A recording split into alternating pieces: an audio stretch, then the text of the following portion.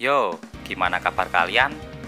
Jadi, kali ini aku bakal membedah episode keempat dari anime kesayangan kita, yaitu Shai, yang akhirnya mulai masuk ke cerita yang lebih serius.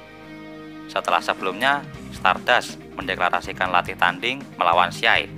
Akhirnya kita bisa melihat epic fight scene di episode ini. Nah, selama latih tanding, bisa dilihat dengan jelas kekuatan dari Stardust yang dapat mengubah arah serangan. Bahkan, Stardust nggak bergerak sedikit pun menghadapi serangan Shai.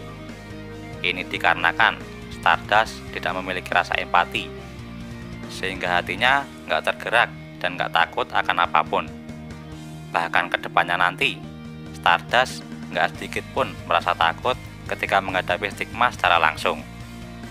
Sehingga baginya, tatapan sinis dari orang lain yang menganggapnya sebagai monster tanpa perasaan sudah biasa baginya.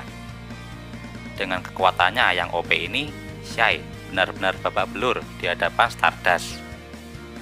Ini sih udah bukan latih tanding lagi, lebih tepatnya disebut pembantaian.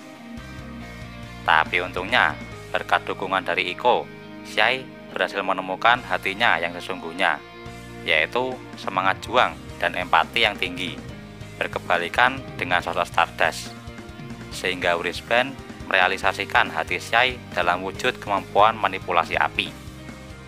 Tapi, satu hal yang gak diketahui Shai adalah bahwa apinya gak hanya api biasa, karena api tersebut memiliki kemampuan spesial yang dapat membuat Shai terhubung dengan hati orang yang terkena apinya.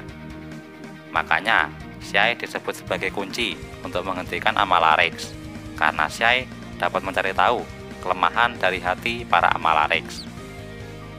Ya sayangnya, kekuatan Shai saat itu masih belum sebanding dengan Stardust. Tapi setidaknya, Shai berhasil diakui oleh Stardust karena berhasil memukulnya dan meraih hati dari Stardust. Di dalam hatinya tersebut bisa terlihat bahwa meski Stardust dan orang sekitarnya menganggap ia sebagai monster tanpa empati, tapi ada satu sahabatnya yang tetap percaya bahwa Stardust masih memiliki kebaikan di dalam hatinya. Hal tersebutlah yang mendorong Stardust untuk menjadi orang yang lebih baik, hingga mendapat Wristband untuk menjadi seorang pahlawan.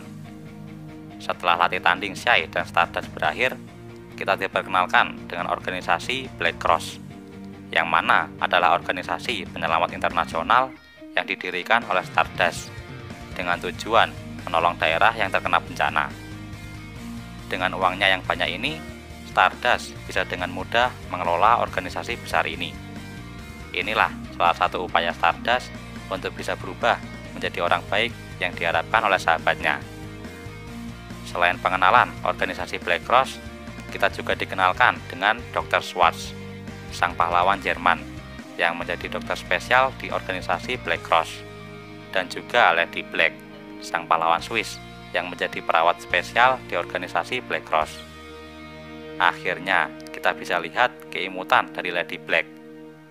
Nah, kalau kalian lihat kostum dari Lady Black ini, di bagian kakinya terdapat semacam armor besi yang terpasang. Armor ini bukan hanya berfungsi sebagai pelindung, tapi juga menjadi alat pendukung atas kekurangannya Lady Black di bagian kaki. Intinya, Teru mulai meyakinkan dirinya untuk menjadi lebih kuat, untuk bisa melindungi semua orang, terutama Iko. Dan episode ini berakhir dengan berita kemunculan stigma di Cina, sekaligus siluet dari Mian Long, sang pahlawan Cina, yang sering dianggap sebagai cewek. Nah, untuk next episode, alias episode kelima, kita bakal belajar lebih jauh mengenai Lady Black, sang pahlawan Swiss, dan bagaimana Teru berlatih untuk mengendalikan kekuatan manipulasi apinya. Jadi, mari kita tunggu episode kelimanya tayang pada 30 Oktober mendatang. Dan sekian pembahasan kali ini, see you!